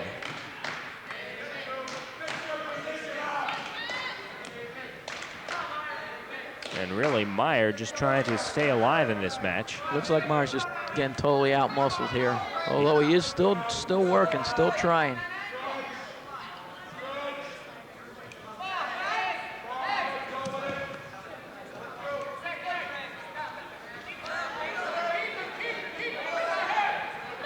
Bayomi trying to get a good grip and trying to turn him, but unable to do so. Trying one more time, and now looks to be in good position. Gets him back on his back. The official angling in. The official taking a close look. Bayomi trying to pin Meyer. Greg Meyer of East Brunswick. 50 seconds remaining in the period. Meyer shouldn't have lifted his arm up. He had his arm extended, preventing him from going any further, and then he took it out of there, and now he's definitely in trouble. He is in trouble. Gets the other shoulder up. Referee angling in. It's all over. 39 seconds remaining in period number 2. And Eamon Bayomi with a pin on Greg Meyer. So 6 points now for J.P. Stevens. And we go to 29-24. It looks like this match is definitely going to come down to the heavyweights. Well, you hate to be cliche, but it's coming right down to the wire. Yes. And this is really a big one for East Brunswick, since if East Brunswick can win this one at 189, Bill Thiel is a senior, but he is 0-7 on the season. Ernie Diaz, a senior for J.P. Stevens, is 8-4-1. And one thing, Bill Thiel, he gives up a lot of weight. He's wrestling up a weight class. He's only about 165 pounds, and he's wrestling 189. Thiel has struggled a bit this season. Again, he is 0-7. East Brunswick with a 29-24 edge. And Thiel working hard against Ernie Diaz. Thiel can try to muscle him because Diaz definitely looks like he's bigger and stronger of the two. Thiel's got to try to use his quickness. Diaz certainly more stocky in build.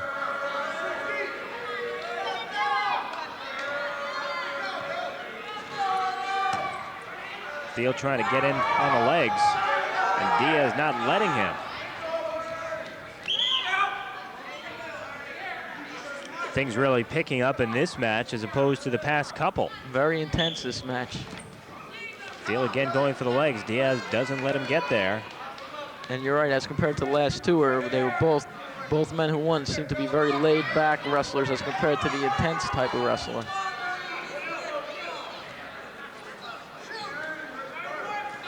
Two wrestlers circling. Thiel had some leverage, but couldn't get Diaz up off the mat. It seemed like he was trying to lift that leg, and Diaz really fought him off. That just might be a point where Diaz just might that weight just might be to his advantage, and his strength is definitely an advantage. Same move again by Thiel, trying to hang on, can't do so. A lot of intensity here between these two wrestlers. Now there, Thiel got himself in trouble because he tried to muscle with Diaz, and he can't do that. And 2 points for Ernie Diaz, the senior.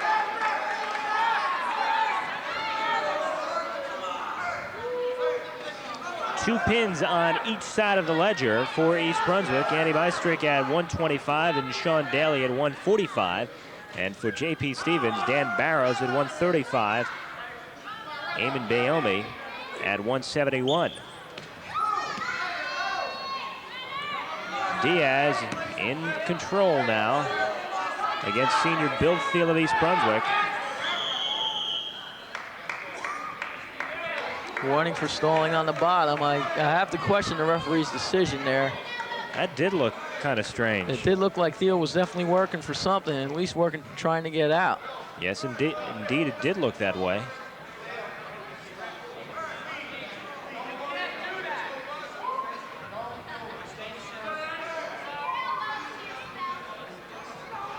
Referee will have a word for Coach Chuck Rattan of J.P. Stevens.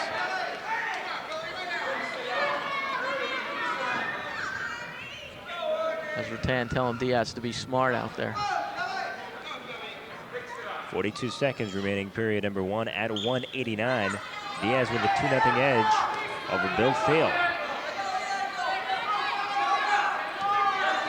Thiel trying to break away, and Diaz trying to use that strength, and he gets the escape. I tell you, Thiel worked awfully hard for that point, and he came up with it. Now Thiel has to keep that up for the entire match. Really, at this point, it looks to be a bit of a game of cat and mouse. Diaz stalking, and Thiel trying to pick his spots.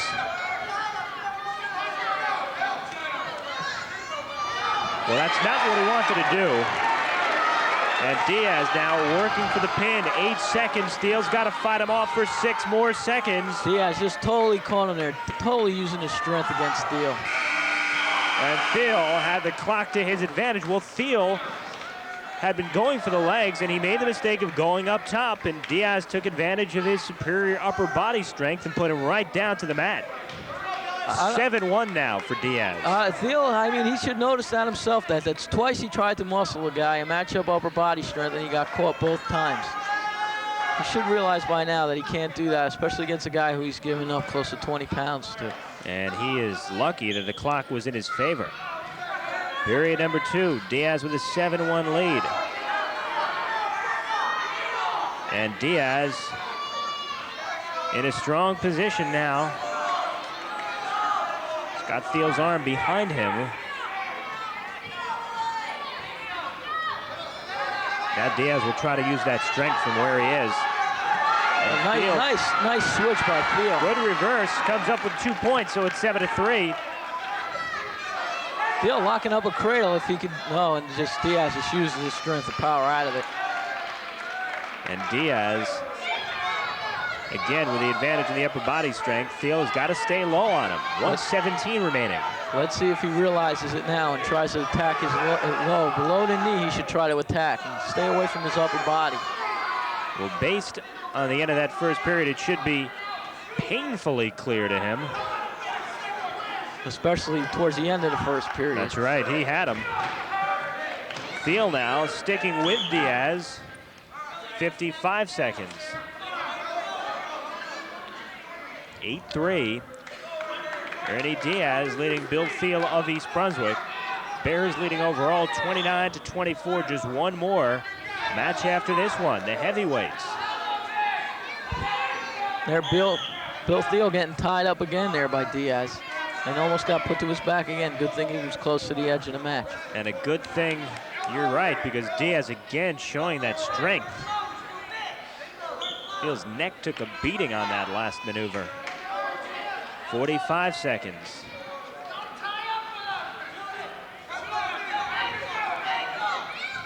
Thiel has got to stay low again. Diaz stalking, and he gets him low. Trying to work something with it, and now Diaz trying to keep those legs away from Thiel. 25 seconds in period number 2. Diaz trying to push Thiel's head back. Now Thiel's got to try to hold on, not to give up any points, and Diaz has got to try to work for the points. 10 seconds, Diaz takes a sneak look at the clock, realizes the clock is winding down. 4 seconds, Thiel, defensive position, and he escapes. No points awarded there by the ref. Bill Thiel working hard. I guess what I meant was he escaped the period without giving up a point. Okay. Not that he had an escape maneuver, but really he was just hanging on to make sure Diaz didn't come up with any points. Diaz still, though, with an 8-3 lead heading to the third. Thiel definitely did a good job of not giving up any points there at the buzzer. And a nice job by Diaz working hard to try and get them points. And Thiel over there talking to the referee. I have a feeling he's just trying to catch his breath. Diaz showing that strength, and a good move by Thiel to run him out before Diaz was able to break away. Now what Thiel here is, he's definitely going to try and stand up, so Thiel should try to grab an ankle. Although the position that Diaz is getting in, it's definitely going to be hard for him to go for that ankle. Has the 1 foot underneath his body, grabs that other ankle though. He's got to make it work to his advantage though. He's trying to stick that leg in. But Diaz doing a nice job of blocking that leg and not letting him hook his leg. Well, Diaz has a hold of one of Thiel's legs now. 1:35 remaining in the third period. And there Diaz showing that strength coming up from that position. And Thiel's definitely in trouble there with that position he has. And see if he can work out of it. He almost did. Oh, but Diaz, a nice move by Thiel to prevent that. But Diaz gets his one.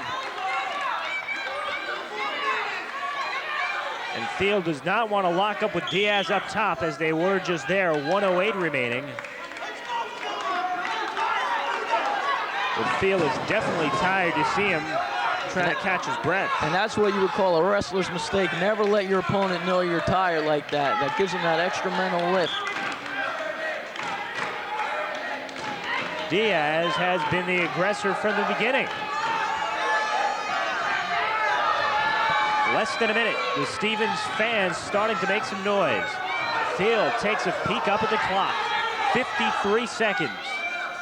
Very important match in terms of points. East Brunswick leading by 5 overall. And with 46 seconds remaining, they'll come back to the center. Thiel's got to try to shoot and take him down and bring him right to his back. Hopefully get a 5-point move. And then he'll still be down 9-8. So Thiel basically has to try and work for a pin, or just try to take the guy down, bring him right to his back, and try to pin him. And it looks like that will be a very difficult call for Bill Thiel.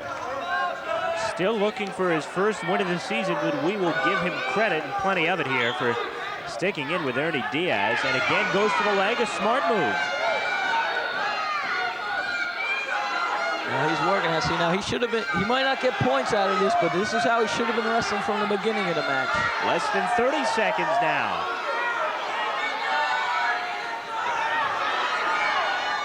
Field trying to take Diaz down. And he doesn't get any points. No points. 18 seconds.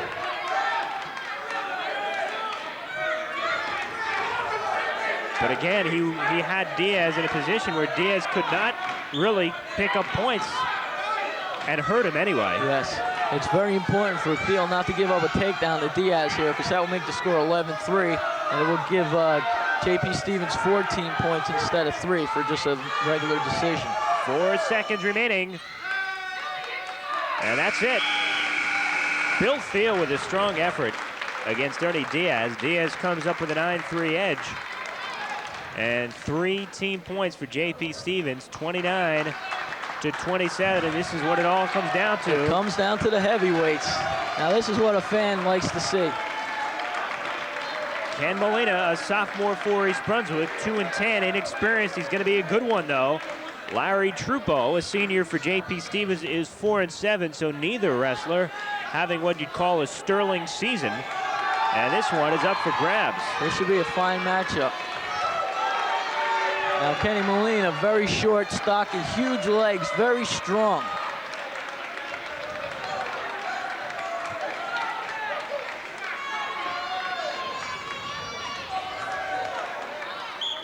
And this match looks like it could go either way, just judging by the 2 individual records. Well, I mean, I've heard of school spirit, but Larry Trupo has a hawk tattooed on his right arm. That's school spirit. That's going all out. It wasn't enough to have the hawk on the jersey or the uniform. He wants it on his arm. And Trupo seems to be a little bit heavy in terms of out of shape. Yes. And he's using that weight to his advantage.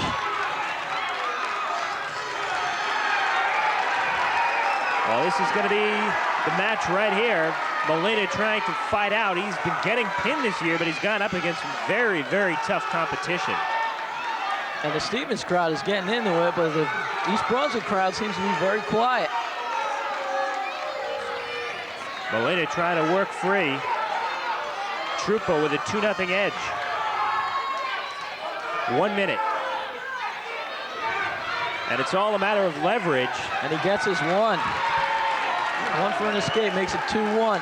Just as I was going to say, Trupo using that weight to his advantage with a leverage. Molina escapes 2-1, as you mentioned. I guess it's fair to call Larry Trupo hulking.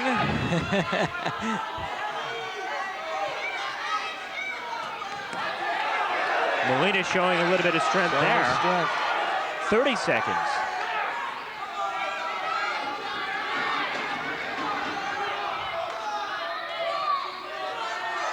Trupo going for the leg, but they're out of the circle, so with 19 seconds, they'll bring it back.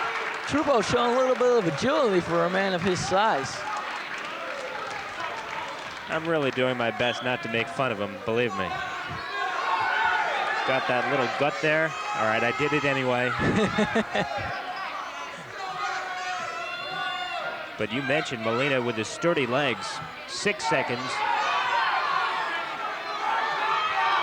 And it looks like Trupo, it looks like his weight might be catching up to him a little bit, as he looks like he's starting to breathe a little heavy. And you're right, this just period number 1, Trupo with a 2-1 edge, but you would think conditioning could very well become a factor.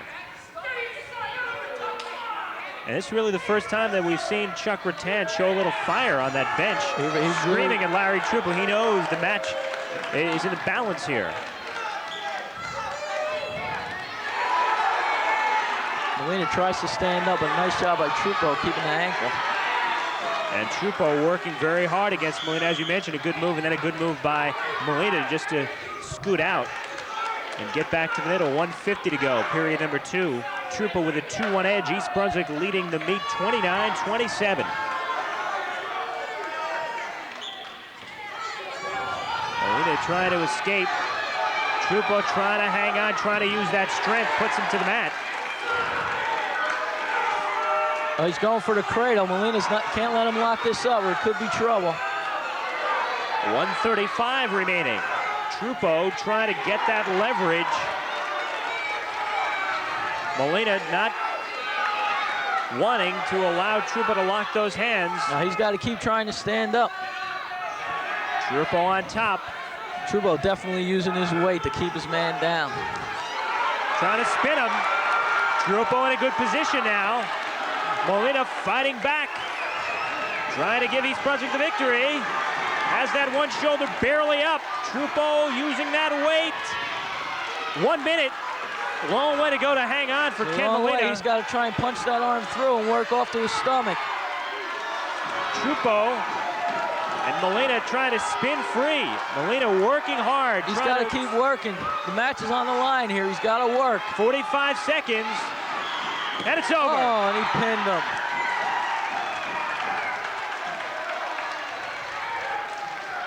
Well, with 42 seconds remaining in the second period, Larry Trupo coming up with a pin, and J.P. Stevens getting the 33-29 victory. Well, just an outstanding meet. And Ken Molina giving up an awful lot of weight to Larry Trupo. It showed. He tried fighting off his back nice, but he just couldn't do it no more. It was just too much weight to try and keep off. Very disappointing for Ken Molina. He falls to 2-11 on the season, and as Glenn Pazenko says, Molina has a lot of talent, but he is going up against some big fellas and will need some experience. And a disappointing finish to this match. We had said early on, East Brunswick not very strong in the higher weight divisions, and that certainly proved to be the case, as Stevens coming up with victories at 171, 189, and at the heavyweight. So to recap for you, at 103, it was Jim Jacobs of J.P. Stevens with a technical fall, a 17-1 edge over Mark Gensler. Jacobs is a senior. Gensler is just a freshman, so Gensler falls to 11-4. Jacobs improves to 11-2 on the season. At 112, it was Eugene Lazark of East Brunswick with an 11-2 victory over Ryan Wong. Lazark is now 9-5. Wong falls to 6-2. At 119, Rich Klein and Ron Reynolds tying at just 3 apiece. Klein now 5-8-2. Reynolds at 6-2-1. At 125, Andy Meistrick with a very impressive pin. 32 seconds in to the match, he pinned Glenn Alabato, who falls to 1-2, while Meistrick improves to 10-2-2, and that really one of the more impressive performances of the afternoon for East Brunswick. Very impressive. He just took it right to his man, had him, put him on his back, didn't let him off in a quick pin. At 130, it was Mike Capodanno against Scott Sofield. Sofield fought off pin time and again, and for extended periods of time, Capodanno with a technical fall 16-0. He improves to 12-2 and has a good chance at a county title. He is 12-2, and Sofield falls to 1-2 on the season. At 135, it was Dan Barrows with a pin of Anthony Sy. 134 remaining in the third period. Barrows improves to 12-1. He was a district champ a year ago and seems to be in a strong position to try to repeat this year. Sy falls to 1-9 on the season. At 140, Chris Sullivan of J.P. Stevens with a 7-5 victory over Jamie Hamden. Hamden falls to 4-8. Sullivan improves to 8-2. At 145, it was Sean Daly with a pin on Bob Paolello. 14 seconds remaining in the third. Daly, a freshman, improving to 6-9, and a very strong performance by Daly, getting that pin late in the match. Daly, very impressive. Not falling behind in the beginning of the match like he normally does, and just sticking it right to his man. And 0-2, 0-3 now is Paolello. At 152, Josh Zuckerman and Chris Pagan tying at 1 apiece. At 160, Greg Thorney of East Brunswick 10-1 over Aaron Brand. At 171, it was Eamon Bayomi with a pin, 39 seconds remaining in the second over Greg Meyer. Bill Thiel lost at 189 to Ernie Diaz, 9-3. And in the heavyweights, it was Larry Trupo of J.P. Stevens winning with a pin, 42 seconds remaining in the second. So, Joe, a very disappointing finish for East Brunswick. The Bears were tough, but they fall to 1-6-1 in the season. Yes, and they just they couldn't get the big lead, like I said earlier in the match, couldn't get a big lead to hold on and take the pressure off their upper weights, and then JP Stevens took advantage of it. So East Brunswick falls to 1-6-1 of the season. JP Stevens falls to 6-2 again. East Brunswick losing 33-29. Our thanks to David Ambrosi and Peter Kanematsu. For Joe Mascali, I'm Pete Haskell saying thanks for joining us on Channel 8 East Brunswick.